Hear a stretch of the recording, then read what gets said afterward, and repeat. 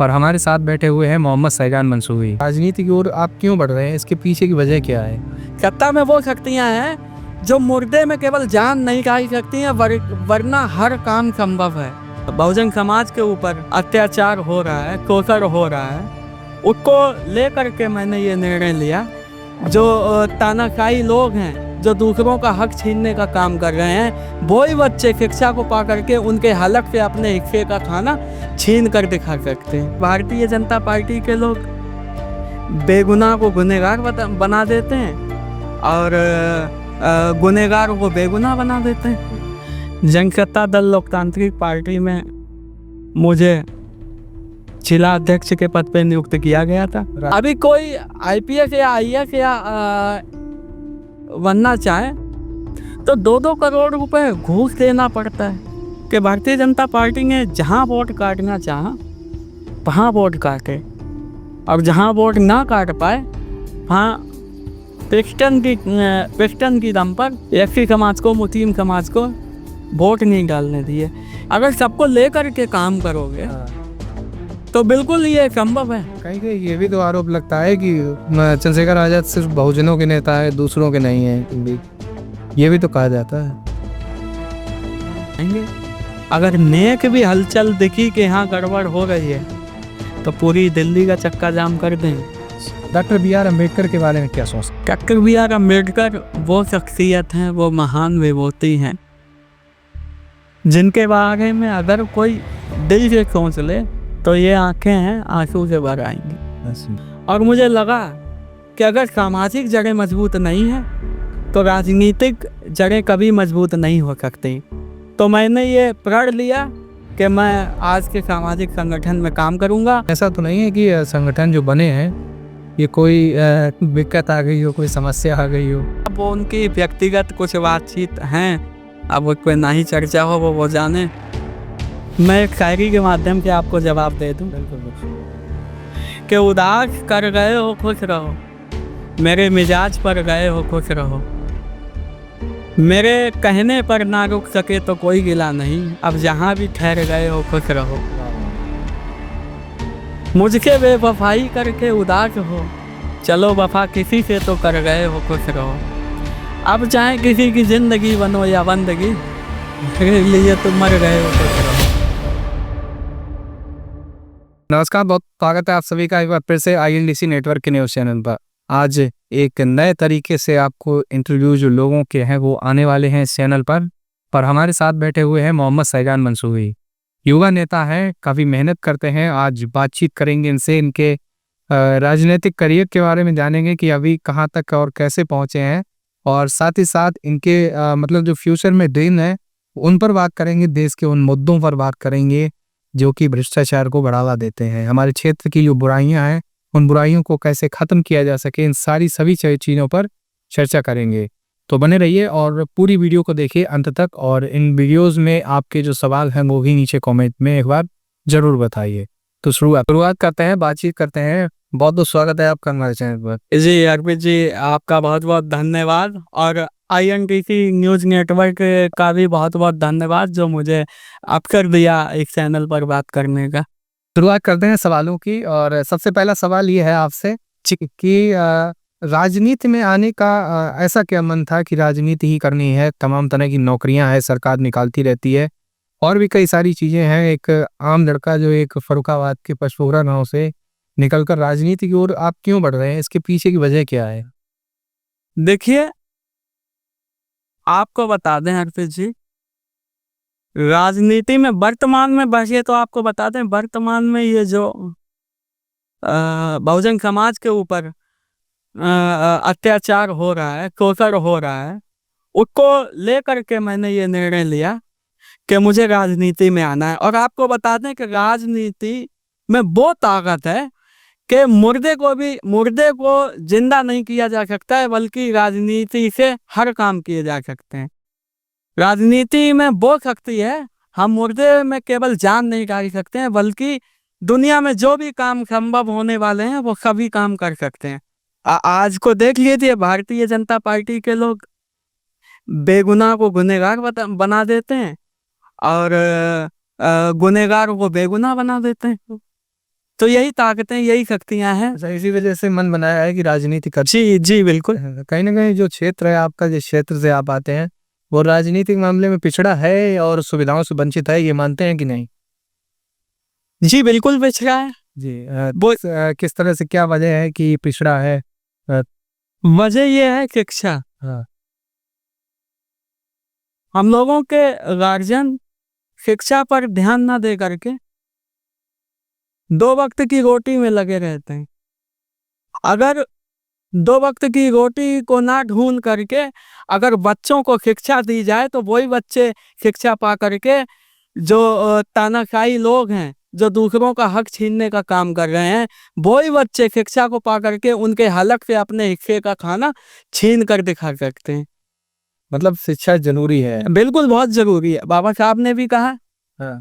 कि आधी रोटी खाइए आप, लेकिन बच्चों को जरूर पढ़ाइए। अच्छा, पिछड़ा क्षेत्र एक मामले में तो है नहीं, शिक्षा में भी पिछड़ा है आपका क्षेत्र। और क्या क्या समस्याएं रहती हैं, कुछ बताइए। समस्या इसका मेन कारण है कि हमारे जनपद की या हमारे प्रदेश की जनता नेतृत्वकर्ता को सही से नहीं चुन पाती है, सही प्रतिनिधि नहीं चुन पाती है।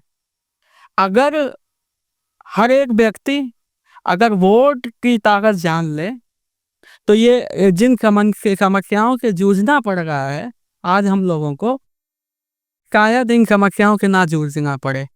बिल्कुल। अच्छा, बातचीत यहाँ पे भी करते हैं कि शुरुआत जो है वो आपने, अ, मुझे लगता है कि शुरुआत में आप अन्य पार्टियों से जुड़े हुए थे, चंद्रशेखर आजाद जी से नहीं जुड़े हुए थे। कौन कौन सी पार्टियां थी जिनसे आपने शुरुआत की है राजनीति की?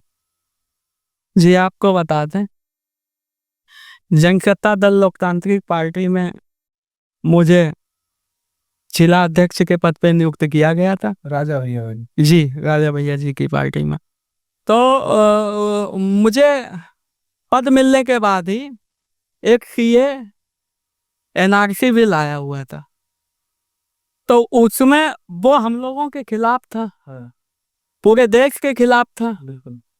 तो उसका मैंने विरोध किया और उसका विरोध करने के लिए मैं शाहीन बाग दिल्ली पहुंच गया। लमसम 8-9 दिन मैं वहां रहा। तो वहाँ 9 दिन रहने के बाद मैंने कुछ फोटोज खींचे, वो हमने डाल दिए ग्रुप पे, व्हाट्सएप ग्रुप पे, सोशल मीडिया पर डाल दिए। तो इसके माध्यम से हमारे मंडल अध्यक्ष जी को पता लगा, जो कि अभी इस दुनिया में नहीं है। इस बार उनको अपने चरणों में स्थान दे, श्री अवधेश नारायण सिंह गौड़ जी, उन्होंने मुझे जिला अध्यक्ष के पद पे नियुक्त किया। उन्होंने कहा कि भाई ये पार्टी तो विरोध समर्थन कर रही है इस बिल का, और आप विरोध क्यों कर रहे हैं? तो हमने कहा मुझे ये लग रहा है कि हमें इसका विरोध करना चाहिए, मुझे ये गलत लग रहा है इसलिए मैं इसका विरोध कर रहा हूँ। तो उन्होंने ये कहा कि आपके पास सम्मानित पद है, आपके पद ले लिया जाएगा। तो हमने उनसे कहा साहब, इन कानूनों के लिए हम ऐसे तमाम पदों को कुर्बान करने के लिए तैयार हैं, लेकिन एक पद के लिए अपने समाज को कुर्बान नहीं होने देंगे। मतलब कहीं ना कहीं वो व्यक्तिगत नहीं, पूरे समाज के लिए जो बिल आए थे वो हानिकारक थे। बिल्कुल, पूरे देश के लिए हानिकारक थे वो तो। ये जो जनसत्ता दल ये छोड़ने के बाद, इसके बाद भी भारतीय जनता पार्टी, सपा या फिर और कहीं नहीं? नहीं, ऐसा कुछ नहीं है। वहाँ से उसका मैं बिल का जब विरोध कर रहा था तो मुझे पार्टी से नोटिस मिला, जनसत्ता दल लोकतांत्रिक पार्टी से। उससे जब मुझे नोटिस मिला तो मैं टीवी देख रहा था। उस दिन मैं था कासगंज में। तो कासगंज था तो मैं टीवी देख रहा था, तो मैंने देखा कि एक नौजवान लंबी लंबी मूछों को लेकर के और मुस्लिम भाइयों के समर्थन में इन काले कानूनों के विरोध में जमा मस्जिद पे वो धरना प्रदर्शन कर रहे थे। तो मुझे लगा कि ये बंदा ना तो जिला पंचायत है, ना विधायक है, कुछ भी नहीं है। तो जब ये हमारा समर्थन कर रहे हैं तो क्यों ना हमें इनका साथ देना चाहिए। तो उनके कामों को प्रभावित हो करके हमने भीम आर्मी ज्वाइन की। मुझे जिला वरिष्ठ उपाध्यक्ष के पद पे मनोनीत किया गया। अभी चंद्रशेखर आजाद जो कि बहुजनों के उभरते हुए नेता हैं, ये बोल सकते हैं हम? देखिए ऐसा है जी। जो बहुजन समाज के लिए काम करेगा, जो नौजवान बहुजन समाज के लिए काम करेगा, वो बहुजन समाज का उभरता हुआ नेता है। जी। मायावती जी की बात करते हैं तो मायावती जी बहुजनों के लिए मतलब एक बहुत ही अच्छी नेता रही हैं जी। और कई बार उत्तर प्रदेश की मुख्यमंत्री ही रही हैं। जी। लेकिन अब कहीं ना कहीं जो बसपा पार्टी, हम बहुजन अगर समाज की बात करते हैं तो मायावती जी का नाम सबसे पहले आता है। और हाल फिलहाल में अब मायावती जो है वो कहीं ना कहीं जो सत्ता की जो चाबी है उनके हाथ में नहीं रही है। जी। तो अब चंद्रशेखर आजाद जी जो हैं वो नगीना से संसद है, संसद में बात करते हैं। मायावती और चंद्रशेखर, ये दो लोग हैं बहुजनों के पास। जी। इनमें से आपको मजबूत कौन लग रहा है, क्योंकि वो पुरानी है, उनके पास अनुभव है, और ये नए हैं, ऐसा है कि नहीं है? देखिए, समय और परिस्थितियों के अनुसार अनुभव की भी जरूरत है और ताकत की भी जरूरत है। तो हमारे हिसाब से दोनों मजबूत है। दोनों में। अच्छा, वो तो चंद्रशेखर आजाद नगीना से सांसद बने हैं और संसद में कई सारे मुद्दों पर उन्होंने चर्चा की है, अपनी अपनी आवाज उठाते हैं। जी। आगे फ्यूचर में क्या लग रहा है? हाल ही में दिल्ली इलेक्शन है, दिल्ली चुनाव है, वहां पर भी 5 प्रत्याशियों को उतारा है। वहां का माहौल क्या लग रहा है कि वहां कुछ सीटें वगैरह निकल सकती हैं? संघर्ष जारी है, ये तो समय बताएगा। मेहनत हम कर रहे हैं, आगे जनता के ऊपर है। जी, मेहनत हम लोग कर ही रहे हैं, जनता आगे निर्णय जो भी होगा वो देगी। अच्छा, आपका जो हमने देखा है, आप भी काफ़ी मेहनत करते हैं, कोई मतलब आंदोलन वगैरह हो तो वहाँ भी पहुँचते हैं। तो इन सब मेहनत करने के बाद अभी आप जिला वरिष्ठ उपाध्यक्ष हैं या फिर पद में कोई उन्नति हुई है, क्या रहा है? भीम आर्मी के मुझे कल की डेट में कल 11 जनवरी को 11 जनवरी को मुझे जिला अध्यक्ष के पद पे नियुक्त किया गया है। किससे? भीम आर्मी भीम आर्मी से? जी भीम आर्मी से जिला अध्यक्ष आपको नियुक्त किया गया। जी। चलिए, बहुत जी, धन्यवाद। अच्छा, आगे बताइए कुछ इसके बारे में कि भीम आर्मी में आप जो है जिला अध्यक्ष बने हैं। इससे पहले एक जिला अध्यक्ष और एक जिला वरिष्ठ उपाध्यक्ष, इन दोनों के कामों में क्या अंतर होता है? देखिए, ऐसा है, कई बार ऐसा होता है ना कि जिला वरिष्ठ उपाध्यक्ष है तो मन में कहीं ना कहीं खोट बनी रहती है, अगर जिला अध्यक्ष होते तो ज्यादा बढ़िया रहता। ऐसा होता है या नहीं होता? ऐसा है, अगर व्यक्ति काम करने वाला है तो कोई पद छोटा बड़ा नहीं होता। अगर आप मेहनत से लगन से काम कर रहे हैं तो बड़ी बड़ी, चाहे वो जिला अध्यक्ष की कुर्सी हो, चाहे मंडल अध्यक्ष की हो, क्यों ना वो प्रदेश से लेकर राष्ट्रीय अध्यक्ष की भी कुर्सी हो, अगर आप मेहनत से काम कर रहे हैं किसी मिशन के लिए तो वो आपके कदमों में होगी। अच्छा, देश के तमाम उन मुद्दों पर भी बात करते हैं। जैसे हम देखते हैं कि 2024 है, 2024 के एंड में बहुत सी जगह पर हमने सोशल मीडिया पर देखा कि लोग ये लिख रहे थे कि ये लीप वर्ष नहीं, ये लीक वर्ष था, मतलब पेपर लीक के ऊपर बहुत सारी बातें होती हैं। बिल्कुल, भ्रष्टाचार जो है वो लगातार बढ़ता जा रहा है, ऐसा है या नहीं है? भ्रष्टाचार बढ़ रहा है कि नहीं हो रहा है, क्या लगता है? बिल्कुल भ्रष्टाचार, देखिए हम आपको बता दें, जब तक देश का युवा अपने वोट का सही उपयोग नहीं करेगा तब तक भ्रष्टाचार खत्म नहीं हो सकता।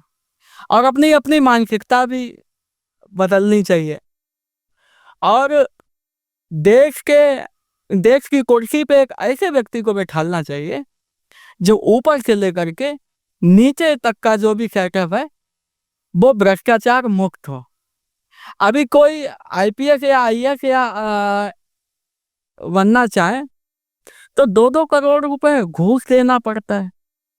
तो यही परिणाम है, जब वो लग जाते हैं, जब वो सिलेक्शन उनका हो जाता है तो यही परिणाम है कि उसका खामियाजा हम लोग आम जनता भुगत रही है और इसका खामियाजा हमारे यहाँ कन्नौज में भी भुगतने को मिला। आप देखिए, 13,000 करोड़, लमसम 1300 करोड़ से 13,000 करोड़ की लागत से वो प्रतीक्षालय बन रहा था और वो गिर जाता है। निर्माणाधीन मतलब गिर गया है वहाँ, वो गिर गया। 40 से ज्यादा लोग जो हैं वो दब गए, लेकिन कुछ लोगों को निकाल लिया गया है और उसमें शायद 10 के आसपास लोगों की मौत भी हो गई। जी जी, तो ये खामियाजा आम जनता भुगत रही है। मतलब जो भ्रष्टाचार शिक्षा में किया जाता है वो यहाँ पे वो यहाँ पे भी हो रहा, हर जगह भ्रष्टाचार है। जब तक देश का सिस्टम ठीक नहीं होगा तो भ्रष्टाचार ऐसे ही बढ़ता रहेगा। अच्छा, भ्रष्टाचार जो है वो एक जगह पर नहीं है, तमाम जगहों पर भ्रष्टाचार वो है लगातार बढ़ता चला जा रहा है। हाल ही में कन्नौज की घटना है कि कन्नौज में इस तरह से जो प्रतीक्षालय बन रहा था वो निर्माणाधीन प्रतीक्षालय गिर गया। अंग्रेजों की लोग बुराइयां करते हैं कि अंग्रेज आए देश में ये किया वो किया, मतलब तमाम तरह की बातें करते हैं, लेकिन ऐसा लगता है कि अंग्रेजों के जो बनाए हुए स्ट्रक्चर हैं, जो बिल्डिंगें बनाई थी अंग्रेजों ने, जो पुल बनाए थे, वो आज भी टिके हुए हैं। जी ऐसा है। जी जी बिल्कुल है। कासगंज में हमारे पास से हमारे पड़ोस में ही एक अजूबा है कि नीचे नदी बह रही ऊपर नहर बह रही, हाँ जी वो भी अंग्रेजों को बनाए हुए। जी बिल्कुल। लेकिन आज के टाइम भारतीय जनता पार्टी और सरकारों के बनाए हुए जो स्ट्रक्चर है, मतलब बनते बनते ही गिर जा रहे हैं। 2-4 साल चल जाए तो बहुत अच्छी बात है, बनते ही बनते गिर जा रहे हैं। ये भ्रष्टाचार जो है बहुत ज्यादा बढ़ता जा रहा है। जी बिल्कुल। सही बात है आपसे। अच्छा, आगे बातचीत करते हैं। चंद्रशेखर आजाद जो है एक विजनरी नेता के रूप में माने जाते हैं बहुजनों के लिए। चंद्रशेखर आजाद क्या प्रधानमंत्री जो है वो बन सकते हैं, और अगर बन सकते हैं तो फिर उनका मतलब कैसे क्या रहेगा, क्या करना पड़ेगा? देखिए, व्यक्तिगत कामों से या किसी में रिलेशनशिप निकाल करके आप उसको पदोन्नति करें तो आप आगे नहीं बढ़ सकते हैं। सर्व समाज को लेकर के चलना पड़ेगा।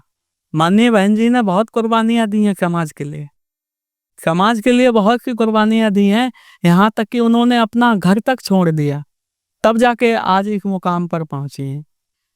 तो अगर वो सपना देख रहे हैं प्रधानमंत्री बनने का, हमारी शुभकामनाएं। ना, हमने बहुत सी जगह देखा है कि मतलब जो लोग हैं वो कहते हैं कि प्रधानमंत्री होना चाहिए चंद्रशेखर आजाद को, तो उसी को लेकर मैंने आपसे सवाल किया। वही वही तो मैं आपको बता रहा हूँ जी। अगर सबको लेकर के काम करोगे तो बिल्कुल ये संभव है। कहीं कहीं ये भी तो आरोप लगता है कि चंद्रशेखर आजाद सिर्फ बहुजनों के नेता है, दूसरों के नहीं है, ये भी तो कहा जाता है। ऐसा है। हाँ। अगर प्रधानमंत्री की कुर्सी पर अगर बैठना है तो वहां बहुजनों की बात नहीं होगी, वो एक सम्माननीय पद है, वहां सर्वजन की बात होगी। और जब सर्वजन की आप बात करोगे तभी आप अपने मिशन में कामयाब हो सकते हैं। सबकी बात करनी होगी तब जाके प्रधानमंत्री पद पर बैठ सकते हैं। अच्छा, भीम आर्मी आजाद समाज पार्टी अभी के टाइम पर प्रदेश में कितनी मजबूत है, और भारतीय जनता पार्टी को किस लेवल तक की टक्कर दे सकती है, या फिर समाजवादी पार्टी को किस लेवल तक की टक्कर दे सकती है? समाजवादी पार्टी, भारतीय जनता पार्टी, इसका परिणाम आपको नगीना से मिल गया होगा, तो आप उस नगीना से अंदाजा लगा लीजिए कि हम लोग कहाँ तक मजबूत हैं। वो तो एक सीट है ना, दो और भी कई सारी सीटें हैं प्रदेश में, उन सीटों पर इतना अच्छा नहीं देखा गया माहौल। हमारा माहौल नहीं देखा गया, लेकिन तब भी हम लोग बड़ी बड़ी पार्टियों को पीछे पछाड़ करके और नंबर 2 पे रहे हैं, तो ये भी कहीं ना कहीं हमारा संघर्ष बोल रहा है जी। अच्छा, अगर बातचीत करें कि देश में लगातार जो है भ्रष्टाचार की हम बात कर रहे हैं, भ्रष्टाचार की भी हमने बात की, यहाँ पर हुआ, कन्नौज में हुआ, देश में हुआ।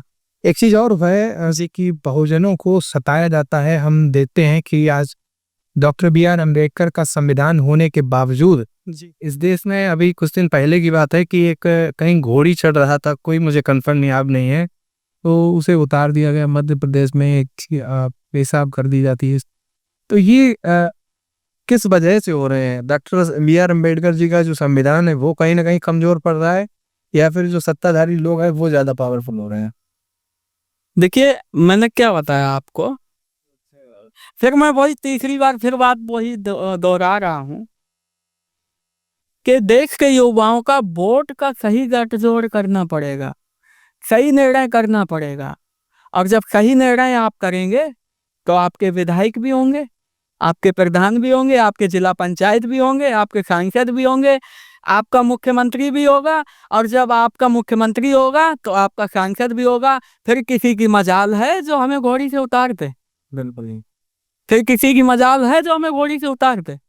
कहीं ना कहीं जो सारी पावर है वो सत्ता में ही है। जी, कत्ता कत्ता एक वो चाबी है, सत्ता में वो शक्तियां हैं, पहले भी आपको बताया, सत्ता में वो शक्तियां हैं जो मुर्दे में केवल जान नहीं डाल सकती हैं, वरना हर काम संभव है।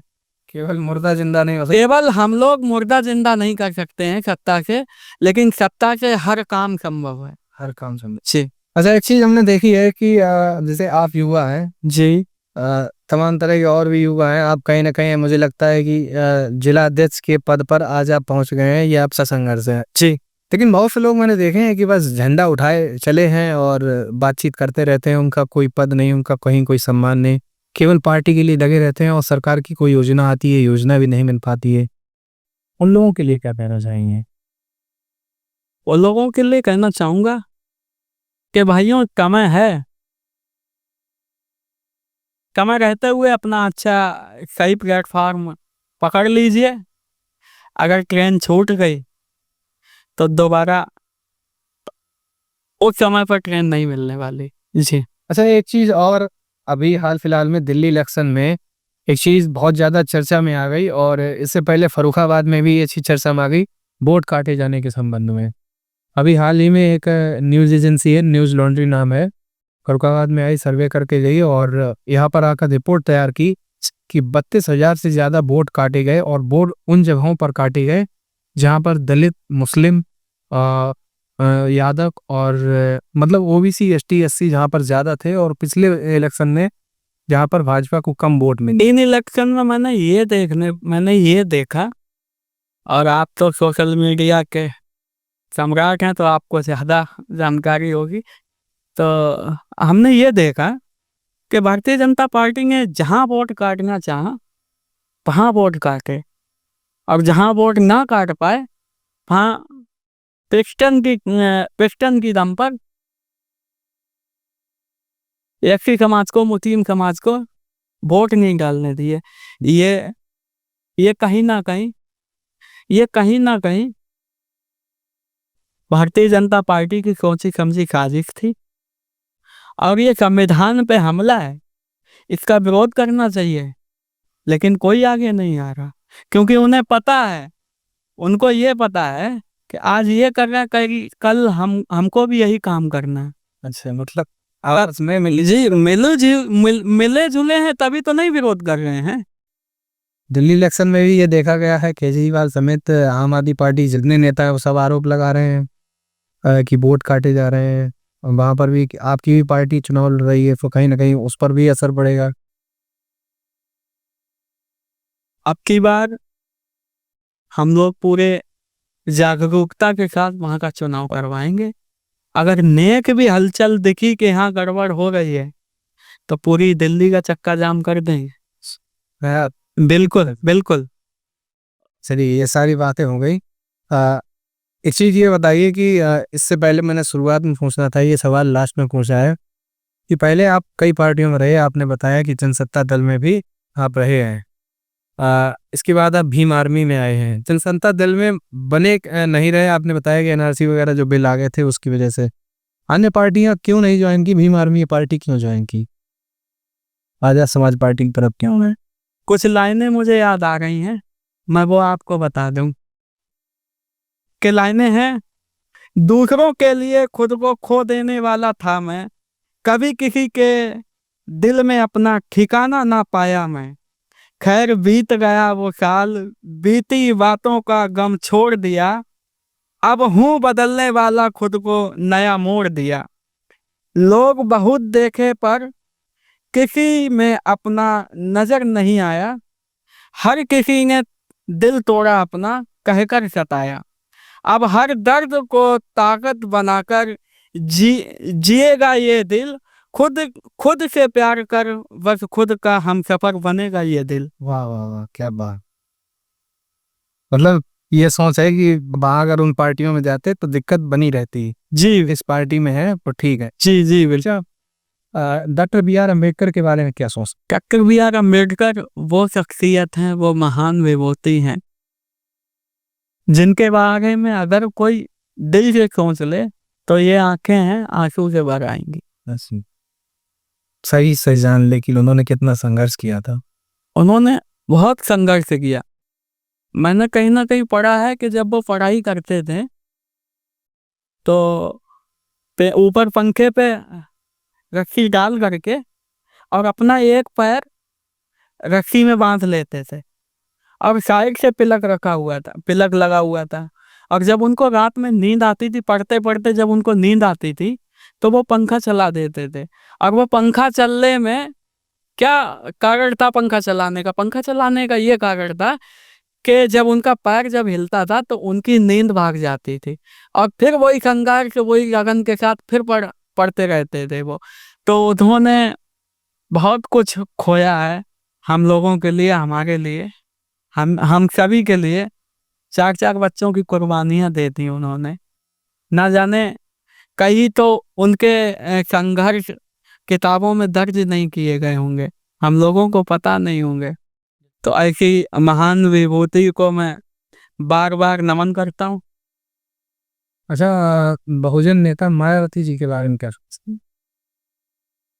देखिए बहन जी, बढ़िया नेता हैं, अच्छी नेता हैं, काम कर रही हैं समाज के लिए, अच्छी बात है। अच्छा, एक चीज, एक और नेता है, आप कहीं ना कहीं मुस्लिम कम्युनिटी से आते हैं, तो AIMIM असदुद्दीन ओवैसी जी, उधर भी जा सकते थे, उधर नहीं गए, उनके बारे में क्या सोचते हैं, ओवैसी जी के बारे में? हम एक समाज के कामयाब नहीं हो सकते। एक समाज पे सत्ता सत्ता की चाबी नहीं लेकर रहते। अगर हम लोगों को सत्ता की चाबी लेना है तो सर्व समाज से जुड़ करके तभी सत्ता की चाबी को आप पा सकते हैं। अच्छा, एक चीज और है, ये है आपसे कुछ आखिरी सवाल बचे हुए हैं, वो भी पूछ लेते हैं। जी मैंने देखा है कि चंद्रशेखर आजाद की आजाद समाज पार्टी, जो कि एक राजनीतिक संगठन है, एक है भीम आर्मी एकता मिशन, जी ये भी चंद्रशेखर आजाद का ही संगठन है। एक और संगठन है भीम आर्मी जय भीम, जी जिसके राष्ट्रीय अध्यक्ष मनजीत सिंह नौटियाल है और उसी के आप जिला अध्यक्ष हैं। जी जी। तो क्या मतलब डिफरेंस है, मनजीत सिंह नौटियाल को किस नजरिए से देख रहे हैं कि समाज में क्रांति करेंगे? जब तक मंजीत सिंह नौटियाल जी के माननीय मंजीत सिंह नौटियाल जी के संघर्षों को देखकर मैं बहुत प्रभावित हुआ हूँ और मुझे कहीं ना कहीं लगा, खुद में मैंने सोचा समझा और मुझे लगा कि अगर सामाजिक जड़ें मजबूत नहीं है तो राजनीतिक जड़ें कभी मजबूत नहीं हो सकती। तो मैंने ये प्रण लिया कि मैं आज के सामाजिक संगठन में काम करूंगा और माननीय मंजीत सिंह नौटियाल जी ने अपने नेतृत्व में मुझे भीम आर्मी जय भीम का जिला अध्यक्ष से मनोनीत किया है। मैं उनका बहुत बहुत आभार व्यक्त करता हूं और प्रदेश कार्यकारिणी का भी बहुत बहुत धन्यवाद व्यक्त करता हूं, जो उन्होंने मुझे इतनी बड़ी जिम्मेदारी दी है। और मैं विश्वास दिलाता हूं प्रदेश के नेतागणों को और माननीय राष्ट्रीय अध्यक्ष जी को भी, मैं मंजीत सिंह नौटियाल जी को भी बताना चाहूँगा कि आपने जो भरोसा मुझ पर जताया है, जो मुझे जिम्मेदारी दी है, जो जिम्मेदारी मुझे सौंपी है, मैं संगठन में वो काम करके दिखाऊंगा कि मंडल में ही नहीं पूरे प्रदेश में जनपद फर्रुखाबाद का नाम आएगा और आपके किए वादों पर मैं खरा उतरूंगा। संगठन के लिए इतनी मेहनत करूंगा, एक पिलर बन करके खड़ा हो जाऊंगा, वो ताकत दूंगा मैं संगठन को। होना भी चाहिए, जिला अध्यक्ष का ये कर्तव्य बनता है। अच्छा, ऐसा तो नहीं है कि मंजीत सिंह नौटियाल जी जो है भीम आर्मी जय भीम के जिला वो राष्ट्रीय अध्यक्ष हैं और एक तरफ चंद्रशेखर आजाद जी हैं, कहीं ऐसा तो नहीं है कि संगठन जो बने हैं ये कोई दिक्कत आ गई हो, कोई समस्या आ गई हो? समस्या, चंद्रशेखर जी राजनीति करना चाहते हैं हाँ। और माननीय मंजीत सिंह नौटियाल जी समाज को मजबूत करना चाहते हैं। अच्छा, तो मुझे मनजीत सिंह नौटियाल जी वाला जो स्टेप है वो अच्छा लगा। क्यों अच्छा लगा? क्योंकि लोगों का भी कहना और महानवाद विभूतियों ने भी कहा है, इस बात को स्वीकार किया है कि जब तक सामाजिक सही गठजोड़ नहीं होगा, जब तक समाज को मजबूत नहीं करेंगे, जब तक सामाजिक जड़ें मजबूत नहीं होगी, तो उसके बगैर राजनीतिक जड़ें आप कभी भी मजबूत नहीं कर पाएंगे। पहले समाज को मजबूत कीजिए, उसके बाद राजनीतिक से मतलब यही कॉन्सेप्ट है, बाकी कोई झगड़ा वगैरह नहीं है। नहीं, झगड़ा वगैरह नहीं है। अब वो उनकी व्यक्तिगत कुछ बातचीत हैं, अब वो कोई ना ही चर्चा हो, वो जाने। अच्छा, जिला अध्यक्ष का पद आपके पास है भीम आर्मी जैलीम से, और जिसके राष्ट्रीय जो अध्यक्ष हैं वो मनजीत सिंह नौटियाल जी हैं जी। तो शुरुआत आपने की है जनसत्ता दल से, और इसके बाद भीम आर्मी जय भीम के जिला अध्यक्ष तक। ऐसे भी इस बीच में कई सारे लोग होते हैं जो बुराइयां करते हैं, कोई गलत कहता है, उल्टा सीधा कहता है। जी जी तो क्या क्या रहा है इस दौरान? जी, मैं आपको बता दूं, हाँ, मैं एक शायरी के माध्यम से आपको जवाब दे दूं बिल्कुल बिल्कुल। कि उदास कर गए हो खुश रहो, मेरे मिजाज पर गए हो खुश रहो, मेरे कहने पर ना रुक सके तो कोई गिला नहीं, अब जहां भी ठहर गए हो खुश रहो। वाह वाह वाह। मुझके बेवफाई करके उदास हो, चलो वफा किसी से तो कर गए हो खुश रहो, अब चाहे किसी की जिंदगी बनो या बंदगी, मेरे लिए तुम मर गए हो खुश रहो। वाह वाह, क्या बात है। खत्म हो गए, खत्म हो गए। खत्म। जय चीज और भी है कि जब जिला अध्यक्ष का जो पद है वो आपको मिला जी तो बहुत सारे लोग हैं वो नाराज हो जाते हैं, कार्यकर्ता ही हम देखते हैं पार्टियों में कभी किसी के ऊपर गलत सलत भी बोलने लगते। तो जी, तो ऐसा हुआ है नहीं गया? ऐसा ये कोई भी संगठन हो, ये हमारा परिवार है, और परिवार में मतभेद हो सकते हैं लेकिन मनभेद नहीं हो सकते हैं। तो ऐसे लोगों को क्या संदेश देना चाहोगे कि जो मतलब मनभेद हो जाते हैं, मतभेद हो जाते हैं, मनभेद नहीं होते? मैं उनको कहना चाहूंगा, अमीरी का शौक ना रख करके लोगों के दिलों में जगह बनाइए, बीत जाएगा ये वक्त भी, आगे बढ़िए और नाम कमाइए। मैं मोहम्मद फैजान मंसूरी, जनपद फर्रुखाबाद के भीम आर्मी जय भीम के कार्यकर्ताओं को आश्वासन देता हूँ कि आपका ये छोटा भाई, बड़ा भाई आपके कंधे से कंधा मिलाकर के काम करेगा, और कोई ये ना समझे कि केवल फैजान मंसूरी जिला अध्यक्ष हैं। हमारे संगठन से जुड़ा हुआ हर एक व्यक्ति, बूथ के हो या वो जिला के पद पे हो, हर व्यक्ति जिला अध्यक्ष है। और मैं आपको आश्वासन दिलाता हूँ कि कभी आपको छोड़ करके नहीं जाऊंगा। मैं आपको आश्वासन देता हूँ कि आपके कंधे से कंधा मिला करके साथ दूंगा, और आपके मैं अपेक्षा करता हूँ, आशा करता हूँ कि आप लोग भी मेरा साथ देंगे। तो तमाम बातें हुई इस इंटरव्यू में, और आपने जाना कि किस तरह से मोहम्मद फैजान मंसूरी को जो है वो जिला अध्यक्ष पद पर मनोनीत किया गया। आगे भी तमाम बातें होती रहेंगी। इस देश में बहुत से मुद्दे ऐसे चलते रहते हैं जिन पर बात करना जरूरी है। आने वाले समय में आपको और भी मुद्दों पर हम दोनों लोग आपस में बात करते हुए दिखाई देंगे। तो इस इंटरव्यू में इतना ही, और बताइए कि इस इंटरव्यू की खास बातें आप लोगों को क्या लगी, नीचे कमेंट बॉक्स में जरूर बताइए। बने रहिए INDC नेटवर्क के साथ, नेटवर्क के साथ। बहुत बहुत धन्यवाद। INDC नेटवर्क, बदलते भारत के साथ।